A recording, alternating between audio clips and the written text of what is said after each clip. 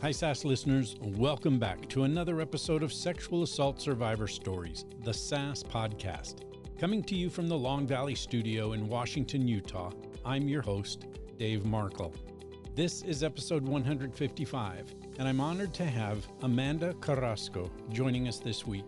You have probably seen Amanda on social media, where she's known as Amanda the Brave One, a takeoff of her book title, Becoming the Brave One, My Journey to Justice, which was just released this past month. Amanda is a superhero survivor. She has experienced the devastating impact of sexual assault and rape, and her journey through healing, advocacy, and self-empowerment is nothing short of remarkable. But not only did she endure horrific rapes and sexual assault, her immediate family was murdered by another family member while Amanda was out of her house. Amanda has taken those experiences and turned them into a platform for education and change. Amanda speaks with a raw honesty that challenges all of us to think about the systems in place, the supports that are missing, and the actions we can take to help survivors feel seen, heard, and believed. This episode is not just about sharing a story, it's about bringing awareness, normalizing the conversation, and providing insight that can help both survivors and professionals navigate the challenges of sexual assault cases. So get ready to be inspired, challenged, and educated. This is an episode that demands your attention, and I'm grateful to Amanda for her willingness to share her experience with such authenticity and grace. Let's dive in. Here's Amanda. Amanda, thank you so much for joining me. Thank you for having me as a guest. You bet. I'm glad you're here. Just so my audience knows, I found Amanda on Instagram. Amanda's a prolific post and real social media personality. She does amazing work. I saw that she was a survivor, a consultant, a public speaker, but she's also an author. And so I'm going to ask you to talk a little bit about that too, Amanda, your book, Becoming the Brave One. Tell us about yourself. I think the book is a great place to start because that has been a journey. It is called Becoming the Brave One, My Journey to Justice. I am a sexual assault survivor and a family survivor of homicide. When I was growing up, there was a lot of trauma that I experienced, and that stays with you, right? It doesn't go away.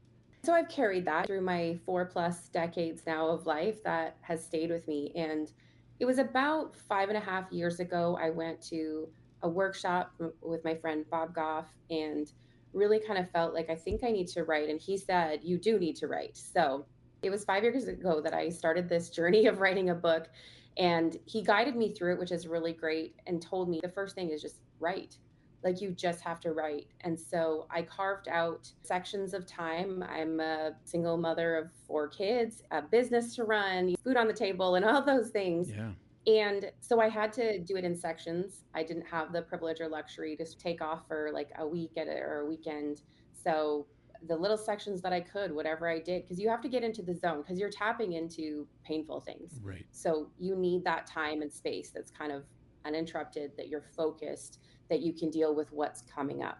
That part is a difficult journey for sure, but it was really good to sort of get it out. Once I did my first draft, he said, okay, now you need to get an editor. And so I talked to an editor and she read it, and her feedback was, this is good, but it's also so dark. I could tell when we first started talking, there was some hesitancy, and I said, just give it to me, Fina. Like, just tell me, lay it out. Yeah. And so she said, Amanda, it's really dark. And I said, yeah, that's my life. That's the story. Like, this was my life. Yeah. So she was great though. And she said, like, we do need moments though for a reader to like come up for air. And the reality is it wasn't all bad. And for the majority of us, I think, who've experienced trauma, there are still other good things, good times, good memories. And so she was like, okay, you've gotten the bad out. Now remember the good things. And so then I had to sit down and I had to do that. And so we interlaced those together. So my book is divided into 2 parts. Part 1 is the journey through the harm, and then part 2 is the journey through the healing. Right.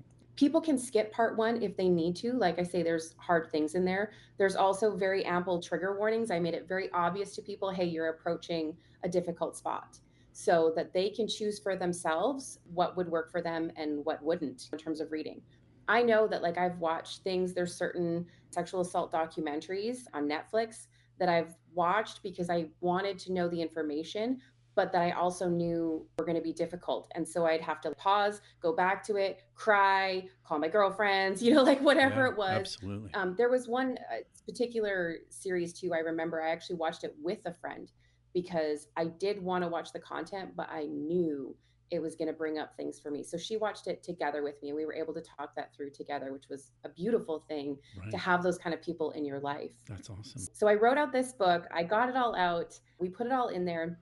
And as I'm doing this 5-year process, I am also learning from other people, listening to podcasts, reading books, going to therapy, being part of small groups, being part of my community, going into prisons, starting to do work in prisons in 2021, being part of a group, and just learning from other people. And so, as I'm learning, growing, changing, because I am, thank God, not the person that I was 5 years ago, I realized too that things that I've learned could help other people, experiences that I've had. And so that was what was the drive to publish. And there's definitely been a lot of fear because it's putting it all out there. Like I am single and I've had conversations with my community and said, "Listen guys, how do I date?" Someone could go and like read all about my like sexual assaults and be like, "Oh, you want to ask me out now? Great." Or we go out and be like, "Oh yeah, and you wrote a book and oh, this is all out there." Yeah, so it's a thing to put yourself out there. It's wide vulnerability, but I really believe that it was important. That's why I did it. I think that's amazing. And the fact that you just said that you learned as you were going is critical for ongoing healing too, because healing isn't an end process. Healing is not linear, as we've said on this show before. It's like a wild roller coaster, right? Good days, bad days, some mediocre days, some blah meh days. Yeah, it's a difficult process, but to be able to have that support system and learn as you go, that must have been super impactful for you as you were writing. I wouldn't be who I am without my support team. And some of the people have played different roles throughout the year. And I write about that in the part of the healing journey, how important community is to us.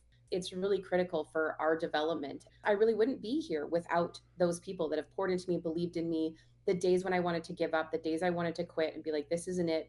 I'm not worth it, all that kind of stuff. And they've loved on me. I have a company and I called and I said, "Hey, you guys, what if some of our clients or something read my book? What's that going to be?" And I remember I hired an executive director last year and he just said, "Amanda," he said, "if they don't want to work with us after reading your book, then they're not clients we want anyways." Yeah, And I was like, great, "Oh my goodness, great point. like, thank you. Yeah, Thank you for that." absolutely. Sure, Like sure. that is huge. So you need people that are in your corner and that are going to stand with you when you're going to do these big, brave things. People that are encouraging you in the little terms of getting out of bed, getting your kids to school, Hmm. feeding them every day, doing these little things, all of those things, just having people to walk alongside you is huge. Hmm. And if that's not something that you have, it's something you've got to go find because those people are out there and they don't usually just show up on your doorstep. It's a matter of connecting with people in different ways, whether it's through a church group or a small group or bowling or mom's group or PTA or whatever. Yeah, All over, you get to know people and you kind of figure out, okay, what is this relationship? Whether it's a male or female, you connect with them and then kind of be like, oh, is this a person that maybe I'm just gonna like have a surface level relationship with because that's where that is, or is this someone deep? And of course, it takes a little while to get to the deep. Once you get the deep, it's helpful because you need those people that are in your corner and you also need them to hold you account. Because I need my feet held to the fire when I'm doing something that is not according to who I am or making some mistakes because we'll do that, get into a shame spiral. And there's different people that I call for different things. If I'm having an issue with my ex-husband, there's particular ladies that I call to be like, "Oh my goodness." If I'm having a shame spiral, there's one particular girl that all I have to do is text and be like, "I'm in a shame spiral." And then we talk about it. Okay, how do you get out of the shame spiral? Like, where are you at? What's going on? All those kinds of things. So different people for different jobs. Not one person can always be everything. that Look for the ways that you can pour into people's lives too, and you'll find people that are going to be pouring into yours. yeah. Well, even those really close connections aren't always there for you. I mean, people have lives to live. They go on vacations, they go on work trips, they have their own lives that they may get boggled down in. So, yeah, it's great to have a community of support around you, as you've mentioned. Mm-hmm. And absolutely. Amanda, you've kind of hit the nail on the head with the platform goals of this podcast, and that is not only giving victims and survivors a voice in the way they want to tell their story, in their terms, in their timeline, wherever they want to start, however they want to start, whatever they want to talk about or not talk about, but then also emphasizing the healing process from all of that. I do want to go there. But if you could, can we go back and let me ask you, Amanda, what are you able to tell us about your sexual assault or rape experience? I, as a child, was assaulted by multiple people, including two family members. Mm. One was a minor himself at the time, and he was arrested. He did plead guilty. He did go to a juvenile facility. One was an uncle, and he was never prosecuted for crimes against me, but he was prosecuted for crimes against other young girls. And so he did serve some time in prison for that. There were friends of my brother, and one of their sisters was also involved at one point. And then later in life, there were two sexual assaults, once when I was a teenager and once in my early 20s. Neither of those were reported at the time. However, I think about 15 years later, I actually had a student in my company who was assaulted. And I knew something was wrong, but I didn't know what. Mm. And I just felt like something's going on here. I kept asking her, "Are you okay? What's happened?" She just like, "Oh, I'm just fighting with my sister and this and that." I just don't feel like that's it. And it was this weird thing. And sometimes you just got to listen to your gut. And my gut just said, "You need to tell her that you were raped." And I was like, "What the heck? That's not even a part of this conversation. Are you kidding me right now?" But I could not shake it. And so eventually we came to a point where it kind of made sense to kind of work that into the conversation. And I told her, "Listen, like, I was sexually assaulted. This happened to me and it broke everything for her." And so then she told me what happened. I was walking with her through the process and I said, "Okay, I'm an adult in charge of you. It is my legal obligation. I do need to disclose to the police. I just have to tell them that you got hurt. And, I want to walk with you through that." So she was with me at my house on the couch when I called the police and made the report. She stayed with me and the police came and took her statement, but she refused to say who it was. And of course, I was encouraging her, and we talked to her about the fact that A, we want to keep you safe, and B, this is probably not his first time, and he will likely go on to hurt other people. But in that process, I realized that I had not reported what had happened to me. And so that was when I reached out to the police and said, "I need to say what happened here." And I mean, that was really hard. I don't think there's any point that it's easy. For me, some of the hard came from reporting later because you did get the, "Why are you here? Right. This is 15 years later. Right. What are you doing?" And so I said to the officers, "I'm not looking for prosecutions. I don't have any diaries." I had thrown out all my diaries because that's one piece of evidence that they asked for. I'd thrown them all out. So I said, "I don't have them." There wasn't any proof. It would have been their word against mine. But I said, for me, what my needs were at that point, I didn't need them to be charged or prosecuted or go through a trial or anything like that. I needed to do what I felt I should have done back then. Mm-hmm. And I know there's a variety of reasons why people report or don't report, and I Yep. fully support the individual person's decision. Right. But I know that for me, I knew that I didn't report for the wrong reasons. I didn't report because, especially in my teens, the boy was very popular. And I just thought, no one's ever going to believe that I said no to him. I'm a loser. No one would believe that that was rape. Hmm. And so I refused to tell anyone. I was so scared and I didn't. And then in my early 20s, it was actually a guy that I'd been seeing. And I just, to be honest, at that point, like, I was like, "I'm just done. Like, I just don't want any of this." Yeah. I, Yeah. didn't talk to him after. And it was just kind of like, this is over and I'm just going to carry on with my life. That's it. I just want to move forward. Yeah. And so I just tried to box it. I tried to like hide it away, pretend like it didn't happen, pretend like I didn't think about it. Right. But Right. that's not how trauma works. No. Good luck with that. No. So yeah, so that's how the sort of the sequencing of those things. Can you talk with us about that process of the evolution process in your own mind and heart and gut about what that was like to report, but also what it was like to not report and hold all that in before you finally made that report? And specifically, what I'm wondering, Amanda, is what the trauma response was, how you functioned, how you were able to push through, even being sexually assaulted again in your early 20s again. That impact, like you said, okay, I'm through. But there's more to it. There's like the daily functioning of going to bed at night and wondering, crud, am I going to have dreams about this? Am I going to suffer from this tomorrow morning and be stuck, frozen? All of those things. Are you able to tell us about some of those experiences? I kind of went into like an autopilot mode, if I will. Mm, I certainly became detached from my body and my emotions. I see it now as I've been working on that process of sort of reattaching and listening to myself, listening to that gut instinct, because for a lot of my life I didn't listen to it, you know? And I can see how that put me in places that made me vulnerable to harm. I'm not to blame for the things that happened to me, but I see how I put myself in a place that made me vulnerable. And I need to make decisions that are going to protect me as best as I can. I think that it really impacted the way that I viewed myself the most. I think we're in a great spot in talking about this. And I think what a good transition piece would be, and because you haven't read the book, you don't know, I actually got to do a restorative justice circle with my brother who harmed me. And I think that's really important in terms of this justice piece and what we do with sexual assaults and allowing victims to be the drivers. And so, Survivors for Justice Reform is led by the amazing Marlee Liss, and she's an incredible young woman. Oh my gosh, I love her so much. yeah.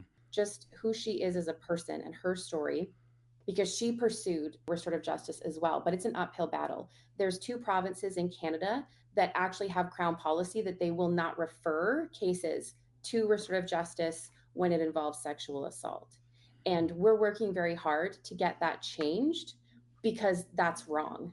Because victims should be allowed options. And they're basically saying we're not going to give victims this option.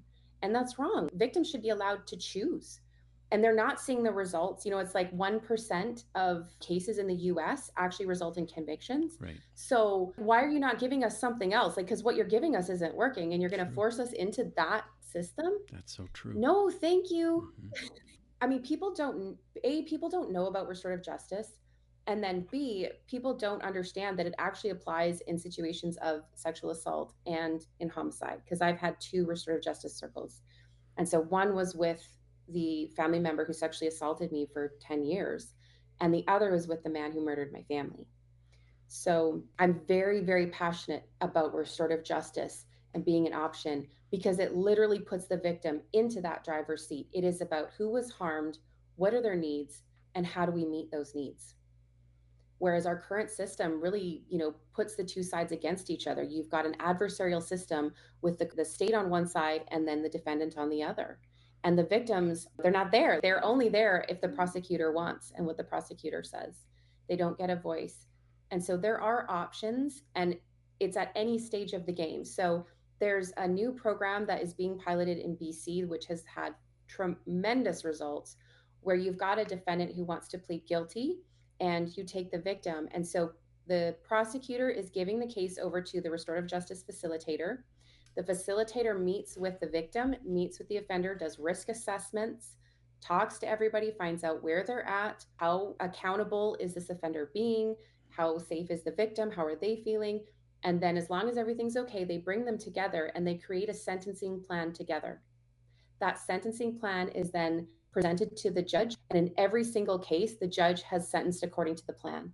That victim had a voice, they had a say, they had power in their own crime. And we don't give them that opportunity the way the current system works.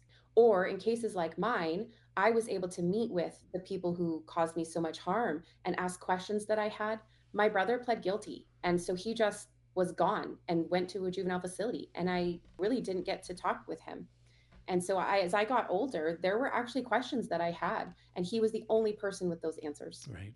So you can do things like letter writing. You don't have to sit face to face with them. Because he was my brother, because I had a relationship, and I almost did my own risk assessment because I didn't know about restorative justice at that time. I didn't know that's what I was doing. But I reached out through family and said, I need to talk to him. Like, is he willing to talk to me? What does that look like? And he said, yes, he'd be willing to sit down. So we went and met in a park, and we sat together, and I got to ask him all my questions. And I got the answers that I needed. He was fully accountable, fully transparent, so remorseful. He said, if there's anything I could do to go back and undo what I did, I would do that. Mm-hmm. I'm so sorry. And so that was huge for me to have that, to have him say that to me. That was so helpful. And to understand the context of why what happened, why it went on for so long, all those kinds of things. And so I got the answers that I needed. So that's why I'm such an advocate, because I know what it's done for me. And big chunks of my healing have come from being able to sit with these men and have these really, really hard conversations.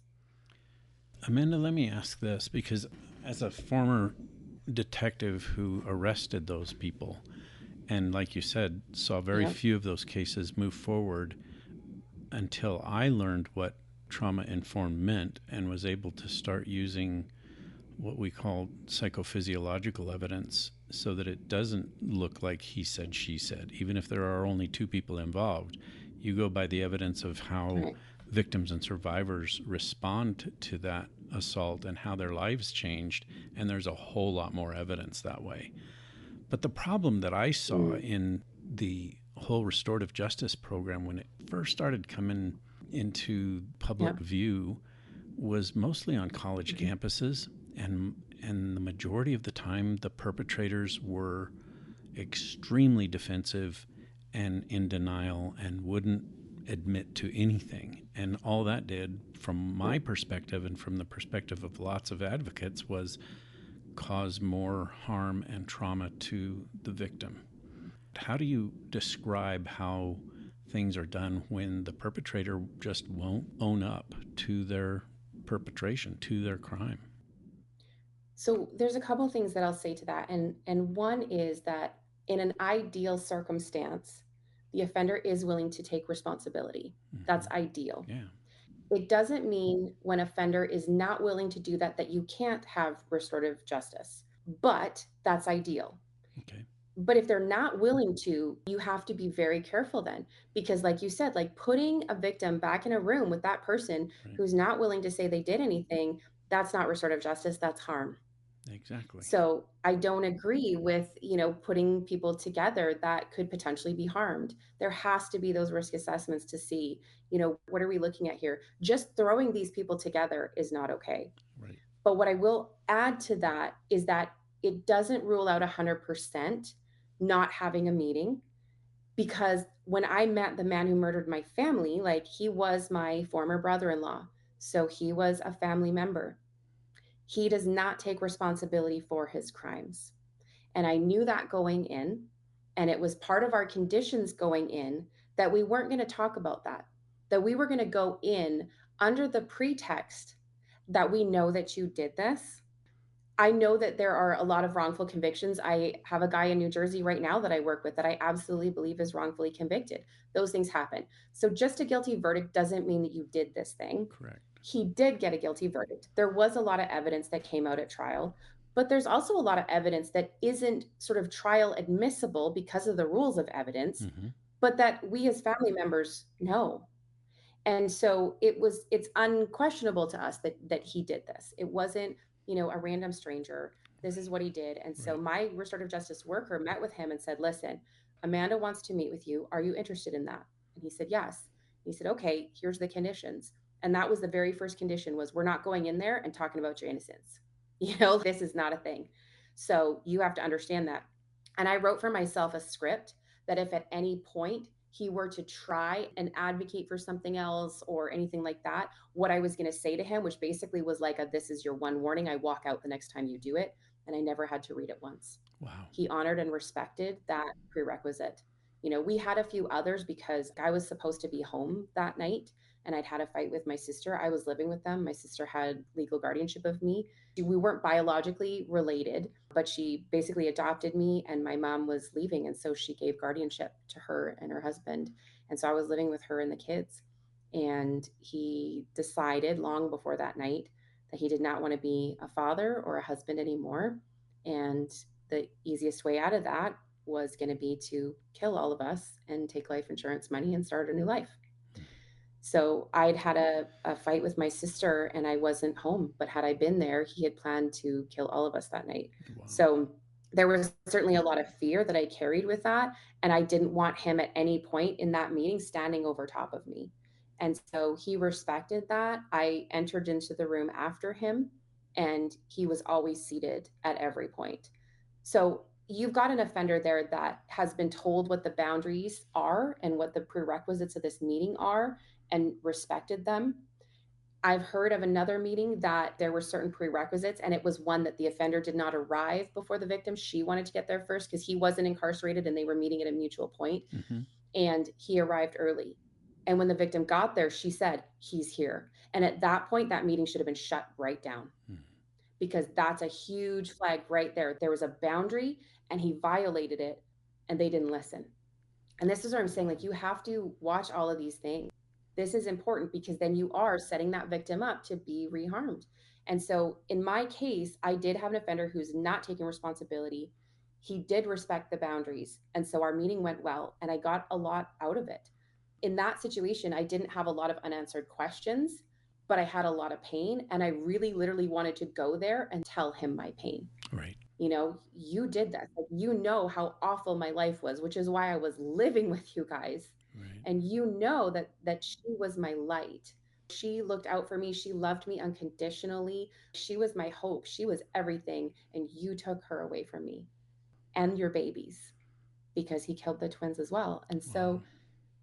it's very complex, and you have to tailor it for each and every situation.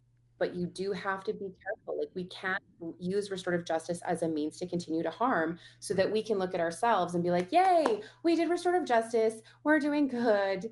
No. So there are so many like boundaries. And that's why too, proper training and facilitation is so important. Yeah. Yeah. I appreciate that. That explains things so well for not only me, but I know for a lot of audience members that have heard about restorative justice, know about it, and maybe even have tried to participate in it. And it was a harmful experience for them. So I think what you've described is super educational and very appreciated. Thanks for going into that. And let me just insert here, I am so very sorry for the experiences that you've had, not only of the rapes and sexual assaults, but this pain and agony that you suffered through with those homicides. It just breaks my heart. And I just want you to know that I feel for you and I care. The fact that you have been so brave, resilient enough, and courageous enough to write a book, to be on other podcasts, to tell your story to audiences, and then go into prisons and help other people who've suffered some of the same things but yet are incarcerated. Yeah. Tell us, if you could, about what is going on today for you in your work, in your social media posts even. I think it's amazing to see you as prolifically as we do on Instagram. I think you're on Facebook too, if I'm not mistaken. Yeah. Yeah. Yeah, I had to open a TikTok account, so I'm on TikTok too. Yeah. Like, I love that connection to the young people. I have so much hope and encouragement for young people. I see it in my children, the differences. I grew up being told you're seen and not heard, and my kids have a voice and they're allowed to use that voice. I don't always like it when they use that voice to call me on my stuff, but it's needed. Yeah. It's needed. And so when you talk about, where's my work right now? Number one, my work is on me. Right now, I am still in this journey. I am not healed, Right. and I don't hold that I will ever be healed, Right. This side of heaven. But I'm going to do my damnedest to work on that and all the things, because every single day I can see ways that this still impacts me. Yeah. I see my adopted mom who has come into my life and who loves me unconditionally. And I see the ways that I still feel like I need to earn her love and could lose her love, Yeah. and the ways that I feel like I'm not entitled to take up space, whether it's in a boardroom or in a prison or in, anywhere. I'm working on all those things on me because I think it's always going to be an ongoing process. But Yeah. like I said, I'm not who I was 5 years ago. I see those things a lot more clearly now. Back when I was in my early 20s, I couldn't have told you any of those things. I couldn't have articulated these types of things. The lies that I believed were so embedded. One of them didn't come out until like 3 years ago. And I went actually to an EMDR therapist, and we sat down and started working on it. And she said to me, okay, you own a company, you've got 4 master's degree, or they had only had 3 at that point. Two of Yeah. them are in law. I went and did one after last year. Let's go, Cleveland. But yeah, so she said, like, you've done these things, your kids are good, like, why are you here? And I just said, there's something more. There's a piece that I don't know. And I get that I'm functioning well, especially given all that I've been through, right? I talk in the book about our ACEs score, our adverse childhood experiences. Mm-hmm. And the higher you score on that, right, the less likely you are to succeed and thrive. And here I am defeating those odds, Yeah. like, Yeah. but I went back to her and I just said, but like, I know there's something. As I've been able to look at some of these other things, the lies, because I did not feel I was pretty. I didn't think I was smart. I'm really just here as a sexual object for other people's pleasure and use. Those are the messages that you wear like a branded ox. They seal into you, Yeah. and you believe them because they're repeated to you over and over, whether it's, repeated offenses by the same person, which I had, or offenses from multiple people, Mm-hmm. which I had. Right. So it's literally like branded into your skin. And so to have to deal with that, to see that they're there, to learn new things, and you don't feel it. And that's actually where the title of the book came from. Becoming the Brave One was because I didn't feel any of those things, but I knew that I needed to be brave and step into those places Mm. that were asking me to walk out in confidence even though I didn't feel confident. Right. So it was a lot of fake it till you make it in a way, but not in a bad sense, not in a disingenuous sense. It was just that I need to step out and take these steps that I don't feel I'm ready for. I don't feel like I'm enough for, but I just need to do them anyways. And sometimes I fell on my face, and sometimes I didn't. Mm-hmm. Like sometimes Yeah. things really worked out, and that was great. So it's this process of tearing down these lies and things that you believe about yourself, these labels that you've owned and worn, and Mm-hmm. replacing them. And so when I went to my EMDR therapist, I said, like, there's just like there's something else, but I don't know what it is. I've done all this work in a lot of areas. I do have a level of self-confidence now that I'm stepping out in, and I don't feel like I'm faking it when I step out in confidence Mm-hmm. most of the time. Yeah. But and so we walked it through. And so she did like a PTSD survey, and she said, well, yes, you're low on the score, but you're there. And I was like, yeah, well, I mean, that checks out, Yeah. Be kind of shocking if I didn't, Right. how do you go Yeah. through all that and like not have some kind of rating on the scale? Yeah. But then we started working through some different pieces, and what triggered for me was that I didn't deserve to live. Oh, wow. And it's stemming back to that piece of me supposed to be home, Right. and it was only because my sister was protecting me, and we got into a fight because I wanted to go on a road trip with a boy. I was 16 years old, and she was like, you are not going on a road trip with a boy. And I was like, what is wrong with you? You never let me do anything. Yeah. And we had this fight. So I wasn't home.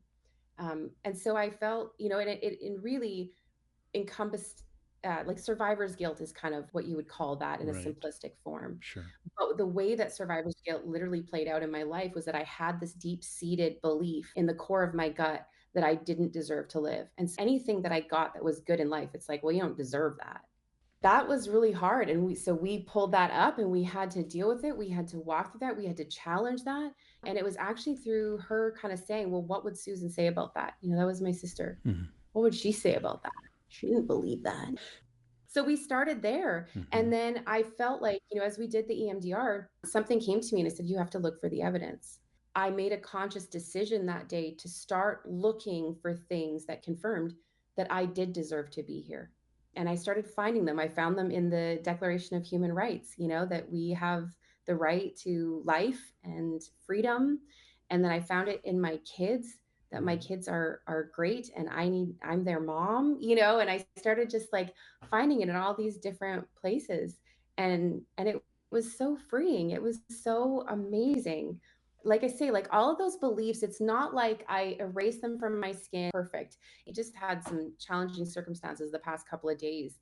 And those lies come back. They play. They're these old, horrible cassette tapes that screech in your ears, but I know it now. Yeah. And I can say to them, no, that's not true. I deserve to be here. I am smart. I'm going to figure this out. This morning I was in the gym and I was like, I'm going to do this because I am Amanda effing Carrasco, so that's how it goes some days. Yeah. Well, and that's where my question was going to Spit it go, out, but you swear it out. answered it. That's okay. Yeah, absolutely. It's got to resurface every now and then, but it sounds like you have a really amazing handle on it too. Yeah, it'll come in waves, right? Like sometimes people say it'll come, things come in threes, like it comes in waves. I learned how to surf, and surfing is one of my happy, safe spaces. Wow, So that's I awesome. love surfing. Yeah. And so it's literally like that. You got to ride the waves. You got to get up on that board. You take that wave, you're going to get knocked down and you get back up again. That's it. You just don't stop. You don't quit. You keep going. There's another wave. You're going to catch it. And some of those you can ride. And man, that feeling on that board, being up there, being connected to something that is bigger than myself, and it helps that I don't have a phone that is dinging or kids that are mom, Yeah. it's me, that board and that water and nothing else. That's And so, awesome. yeah, like having turns and doing different things. I remember landing my first trick and it was like, this is the greatest thing ever. Yeah. Yeah. So you just surf it. You surf it. You figure it out. And I mean, sometimes you're grasping for air. Sometimes it's kind of choking you down. That is it. And so you do the next brave thing that you have to do. If it's getting out of bed, if it's something else. And even like this morning, I was having a challenge. And it was funny because I have my own personal phone, but then I have a client phone. We call it the bat phone. So I'll say to can you bring me the bat phone? And so we have the bat phone. And Yeah. I was laying in bed this morning and I was like, I don't want to get up. I don't want to do this. Like, I don't have it in me. I don't have the things, and I know I got to meet Dave today and I got to do this. And okay, I'm going to have to get up. I'm going to have to get up. And, whatever works for you to get up. I know like Mel Robbins has the like 5, 4, 3, 2, 1 thing that does not work for me, but I love Yeah. it for people that it works for. Yeah. But I swore that I heard the bat phone. And I was like, you have to get up. The bat phone is ringing. And I ran downstairs and I looked at it and it wasn't ringing. And it was so funny because it was like, Amanda, you had to get up because the world needed you today. So you had to get up. I love that. Wow. Yeah. That's powerful stuff right there. That's so cool. Yeah. And that's the thing, like the world needs us. You don't have to be a restorative justice speaker or advocate. You don't have to be a police officer. You don't have to be, it's just you, whoever you are, wherever you are, whatever that looks like, the world needs you. Because I know I needed my sister. My best friend, Lindy, her brother, Tyson, died by suicide when we were teens. The world needed him. Like you are needed here. So whatever it takes you to be brave in this moment, to get through to the next moment. I was at Costco right before we did this. And I said to the lady, she said, how's your day? And I said, good. How's yours? And she goes, it's not great. And I was like, oh my God, I love this woman because you're like an employee and you're telling me it's not great. And I was like, well, all you have to do is get through to tomorrow. Do you think you can make it till tomorrow? And she's like, yes. And I said, great. You don't know what tomorrow's going to be. It might be a bad day like today. It might be a great day. You don't know, but you just got to get there and find out. Yeah. And then you'll get to the next one, whatever that looks like. I love all of that. I'm so glad you're here because of those types of things that you're saying. Let me ask then, through this whole learning process that you went through and becoming a writer, but also realizing some of the portions of your life that were holding you back and making you realize really how traumatized you were. Tell me about that education process, if you can, about learning how prevalent rape and sex assault is and becoming trauma informed. What was that journey like for you? That's a great question, actually. I think part of it was conversations because even before I wrote my story, I did talk about my story. And depending on circumstances, situations, and places, I did talk a little bit more and more. And especially like people that had that same experience. I've had people that have said to me, like, I've never told anybody this before, but this is what happened to me. And so even just from my own life experience without any research or books or anything, just connecting with people, you will know how prevalent this is. And I think that's important. Was that a shock That's to so you? important. Yeah, I was just wondering. I know for me in law enforcement, I had no idea when I started that rape and sex assault was as prevalent as it is, and certainly Right. had zero education on some of the dynamic facts of what rape and sex assault is, in terms of finding out that 75 to 95% of perpetrators are known to the victim, to the survivor, and Mhm. that they're oftentimes family members or trusted persons. That kind of threw me for a loop. Well, I was young, I'd never studied rape or sex assault. I just kind of evolved myself Mhm. into it. But once I started learning that, it really did become kind of like a rocket engine for me to want to learn more and to learn how to process all of that and be a driving force for change. Did you have that same sort of revelation in terms of the prevalence rates and what to do about it? There's a lot to unpack there. And so I'm going to start with saying thank you, because what I've seen is a lot of people that learn about different social injustices, whatever it is, whatever that looks like, especially if it's not directly impacting them, they actually do the opposite and they turn away and be like, well, that's unfortunate that it's a problem for someone else, Mm-hmm. And I feel like you looked at it and said, oh, actually, this is a problem, period, and I need to know more. And I just had that discussion with a neighbor last night because he said, well, it doesn't really affect me. And I said, well, it doesn't affect me either. However, the fact that it's impacting people, period, and I'm a person, makes me feel like I actually do need to know more, get involved, and help other people. So I just want to say, like, I appreciate you for leaning into instead of backing away from, because we need that. Like, we need more people that aren't directly impacted, that are being a part of the solution, and helping to amplify voices and addressing this on a mass scale. So I appreciate you. I want to start there. Thank you. I will also say that it was a weird thing for me, and I feel like it's got to be the same for some other people. I felt like I was the only one. I felt very isolated, Right, very alone. right. Yet at the same time, it was almost like I could hold in the other hand the fact that I did know there were other people, and then even especially as you get older, I mean, there was another girl involved, like when I was a child. And so, I mean, I knew for sure I wasn't the only one there because she was there. So I knew there was at least one other person. And then, yeah, as you get older, talking to other people and hearing their stories and knowing that this happens, we didn't have cell phones back in my day. We didn't have the internet back in my day the way that we do now. Yeah. And so, certainly, information has been able to grow and spread in rapid fire. And so, it's easier to know how prevalent this is. And yet, you still feel kind of isolated until the point that you accept that You're not isolated. Mm-hmm. You're not unique in terms of being weird or creepy or something wrong with you. This happened and it happens to people, and your circumstances are certainly unique, but the fact of being like assaulted is not, unfortunately. So it's not a surprise in a lot of way. Like, that wasn't shocking to me at all. You still kind of felt like, okay, but that's different. And I think you touched on a really, really important piece. Parents have been taught stranger danger, kids, stranger danger.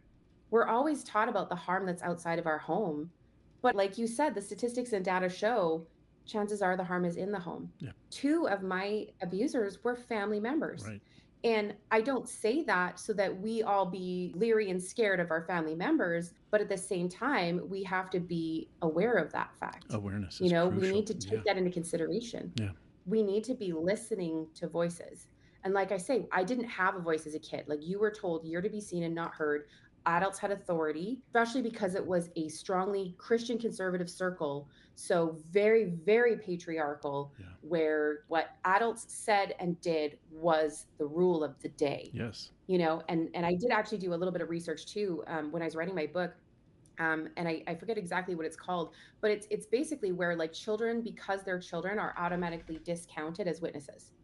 We automatically devalue their word, especially if it's their word against an adult. Mm-hmm. That's causing a lot of problems because there's a lot of victims that are trying to tell us they're victims Yeah. and we're not listening. So So true. we have to pay attention to that. And this is the thing too. And I'm gonna share this. When I was in high school, the boy that sexually assaulted me there, he was in a band with my cousin, and I never told my cousin. I called my aunt a few years before the book's been published, and I said to her, "Hey, this happened.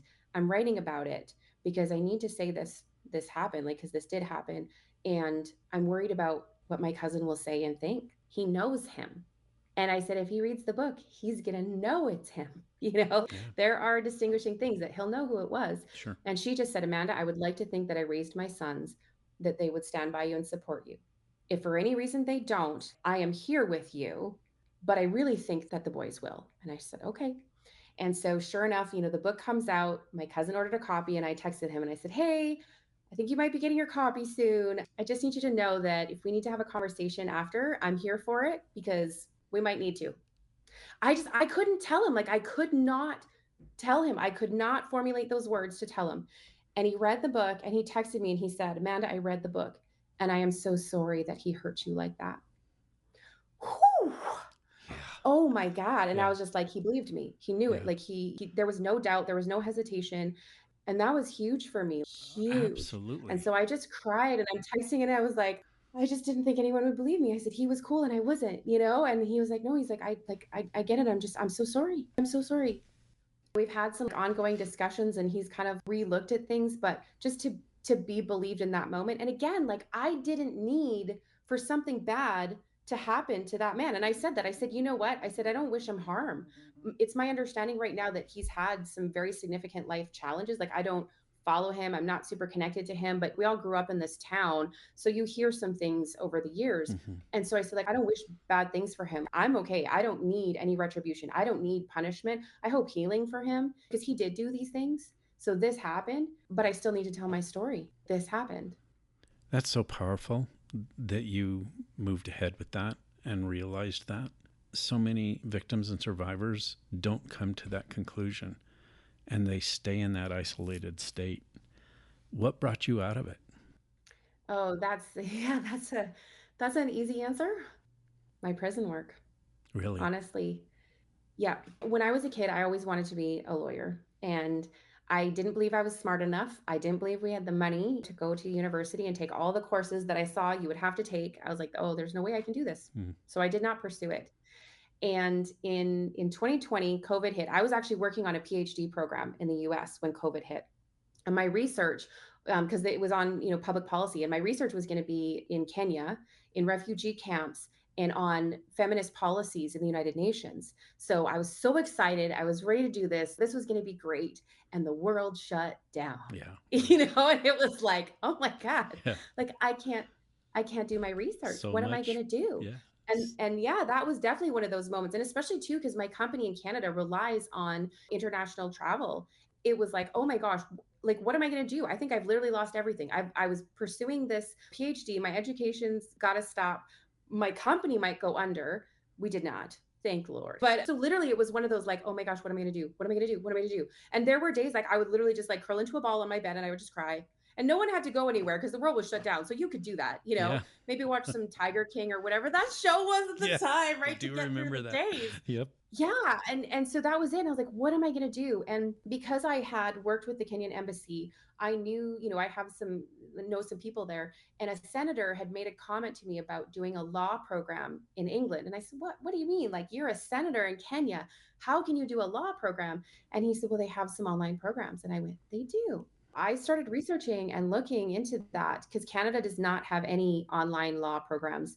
The US does. And I'm so thankful for it because online learning is significant, especially for people with disabilities, women who are trying to juggle working, kids, and we are not represented well in the law. So that those things are really important. Yeah. And that's the thing. Like if I had to go back and sit in law school for 3 years in person, it was not going to happen.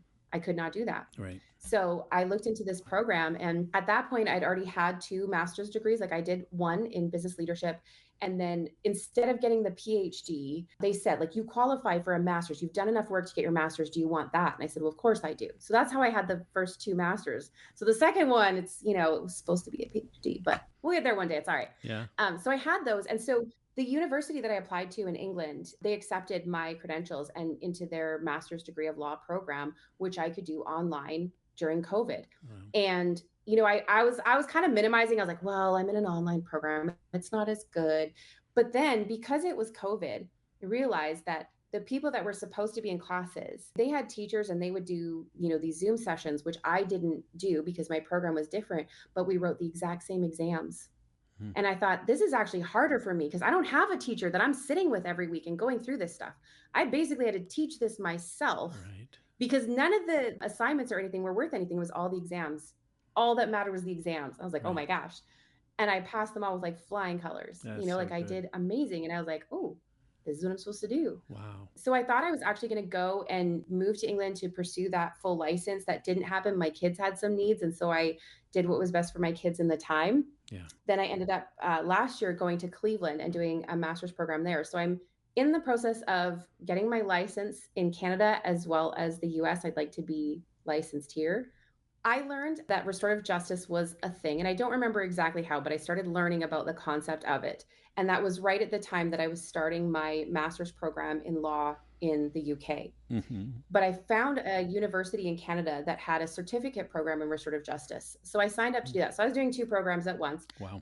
One was much harder than the other. So that's how we could do it. And again, COVID, you didn't have to go anywhere. So what are you going to do? I'm going to sit home and learn. Yeah. Why not? One of my classmates was from California and pre-COVID had been running a program in prison. He was bringing a group of young men from their high school into the prison and having family circles, reading through literature. It was called Exercises in Empathy.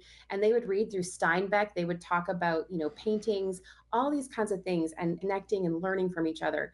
And he said to me, because I said, oh, you work in a prison? What's that about? What's that doing? What's that like? Yeah. He said, well, do you want to Zoom in with us? It's COVID.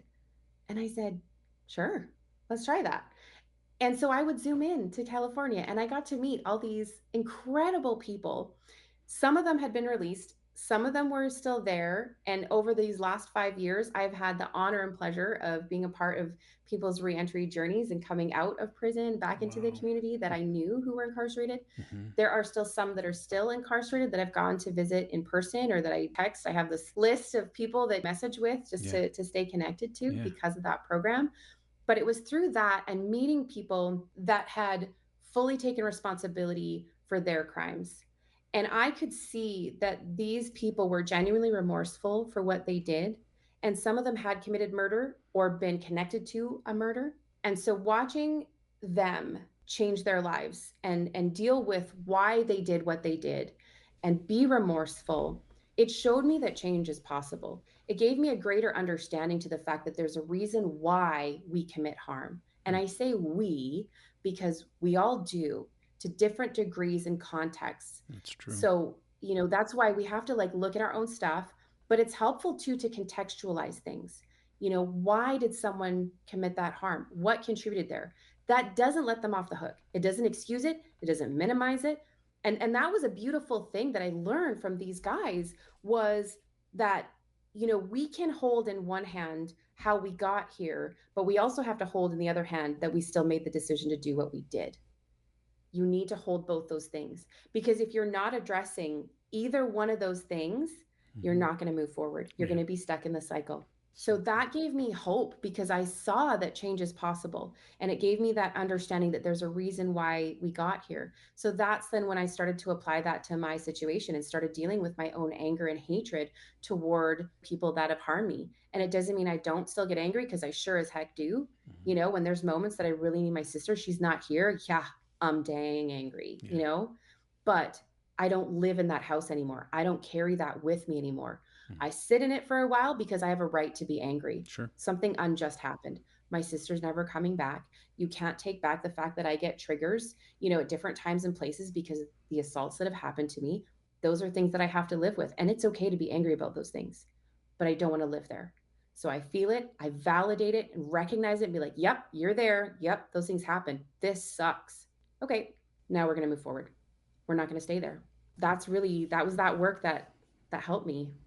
That's impressive and so strong. I know there are people in this audience that are going to so value your presence here today and everything you've said. Amanda, I could go on for hours with you. It's just fascinating to talk with you and to listen to your perspectives and your learning process. But I do want to get into one thing before we say goodbye to each other. And that is, being trauma informed, I'm sure you know of this, and I try and address this with all of my guests who are victims and survivors of rape or sexual assault.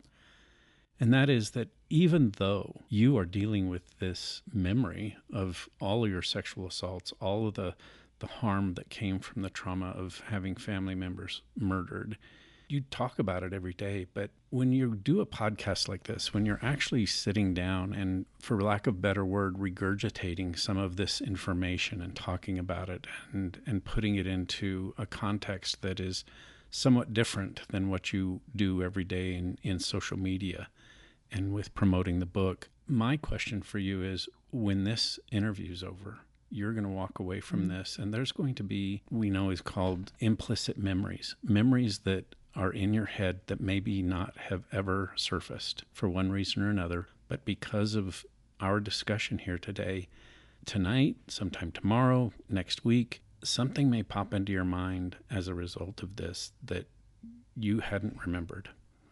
What will you do with those implicit memories that then become explicit and that you realize, oh, I'd never thought about that before, or I hadn't addressed this before?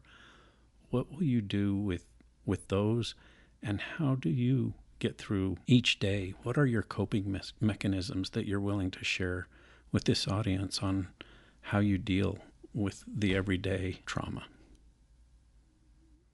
Well, the first thing I do is I sit with it.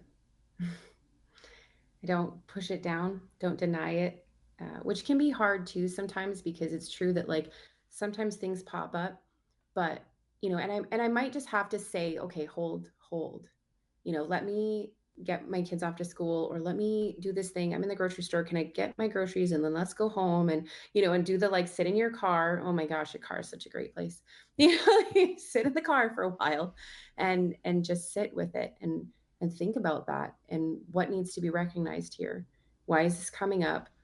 Is there something I need to learn or know from it? Or is it just something I need to recognize? Oh, yeah, I forgot about that.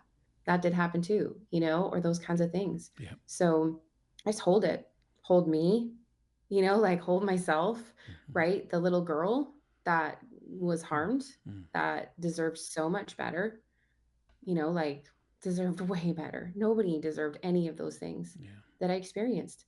And I have to tell her that. I need to remind her of that and make sure she knows that, because that's important.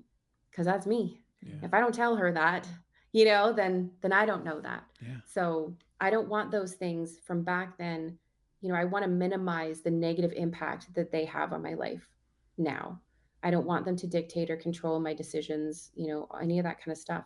But I can't, like, we kind of think that the easiest way to deal with it is just like put it out of your mind and not thinking about it as the way to move forward, but it's really not. It's really like sitting with it. And so I'll do that. But there's also some things, like there's a couple of things. I mean, I do go to the gym when I'm not traveling or things like that, like Monday to Friday I'm in the gym because I need those endorphins.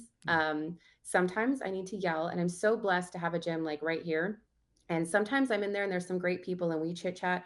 Or like this morning, they were there and they left before me, and I was feeling some things, and so I was able to use some swear words and talk to myself and and push myself, because sometimes that just feels good. And that's the thing too, because I've been working out for a while now, like seeing myself, and I'll watch in the mirror and be like, that's right, you can do this, and sometimes it's literally saying like, you are strong, Right. you Right. can do this. That's and so and good.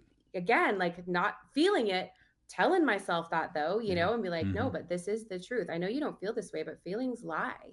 Feelings can be wrong. Yeah.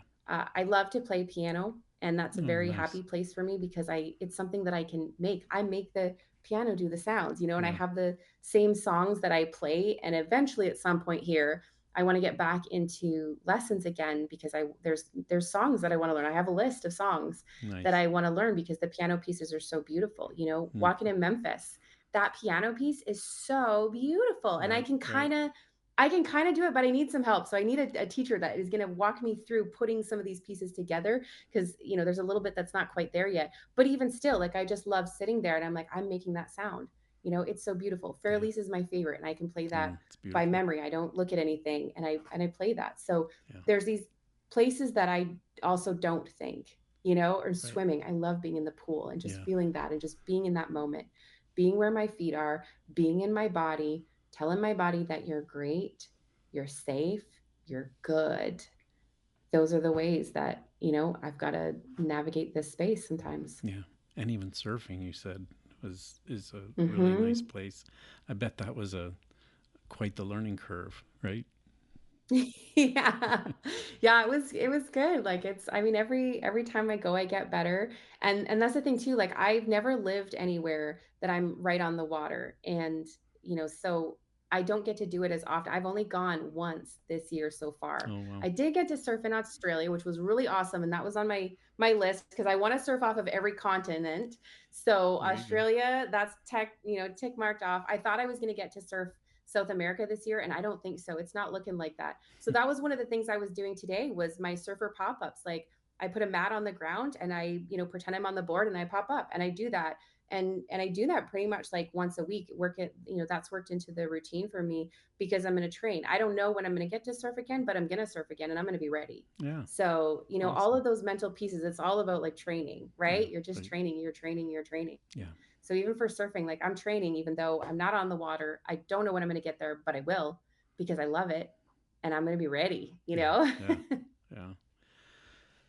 Yeah. Amanda, I can't tell you how much I've enjoyed speaking with you and having this time with you, and for your honesty and your transparency and the raw, real issues that you've confronted and talked about, and the way you've done that is so impactful and impressive and effective for my audience in helping us all grow through our own experiences. So thank you so very much for being with us today.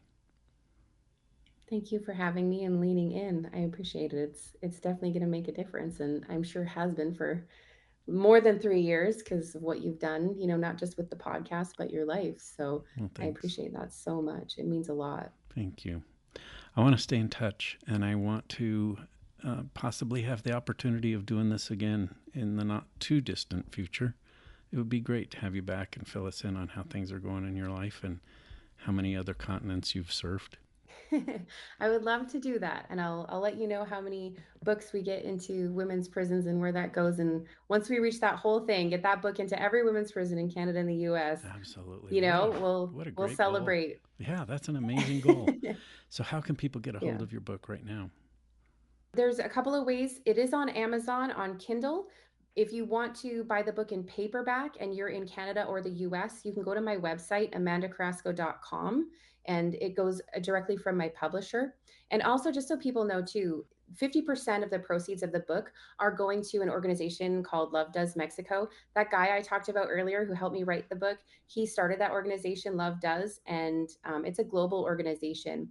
I chose the Mexico sort of division specifically because of my connection with Mexico City, and I have family there that I love dearly. Awesome. And also because that particular site has a global impact because they're working with people seeking asylum and refugees. So it's Okay. people from all over the world that are there in Mexico. So I loved that. So buying the book in paperback actually doesn't just, like help support the work that I'm doing. It also helps support work on a global level. So that's why that Nice. was really important to me to do that. So yeah, if you go to amandacarrasco.com, I'm open to speaking in book clubs or high schools or wherever people have questions or want a need. So reach out. You can do that also through my website and get a hold of me. Or like Instagram's great. Amanda the Brave One. Okay. Awesome. Thank you. And thanks for mentioning all of that, because I'm sure people will want to reach out to you. Even if they don't have dialogue with you, just kind of follow what you're doing. Amanda, thanks again. And I look forward to staying in touch. Me too. Thank you, Dave. You bet. That does it for another episode of Sexual Assault Survivor Stories, the SAS podcast. I want to take this opportunity to express my deepest gratitude to Amanda Carrasco. This episode has exemplified her extraordinary courage, resilience, and strength to endure horrific sexual assault and the loss of her family, and then to choose healing, advocacy, and education. It's the kind of story that challenges us all to rethink what we believe about survivors, their strength, and their capacity to transform pain into power. Amanda the Brave One has shown us that healing is not a straight path. It's messy, it's difficult, and it requires unwavering support both from within and from the world around us. But she also reminds us of what is possible, how one person can turn their trauma into a platform that educates, inspires, and helps change the culture around survivorship. This is what normalizing the conversation looks like. This is what an advocacy can look like in action. I hope Amanda's story leaves you inspired to think differently, to speak out, and to show up for survivors in your own communities. Thank you, Amanda, for your willingness to share your experience with us. And thank you, SAS listeners, for taking the time to listen, to learn, and to support survivors everywhere. Until next time, remember to start by believing and stay dedicated to normalizing the conversation. We'll see you next week.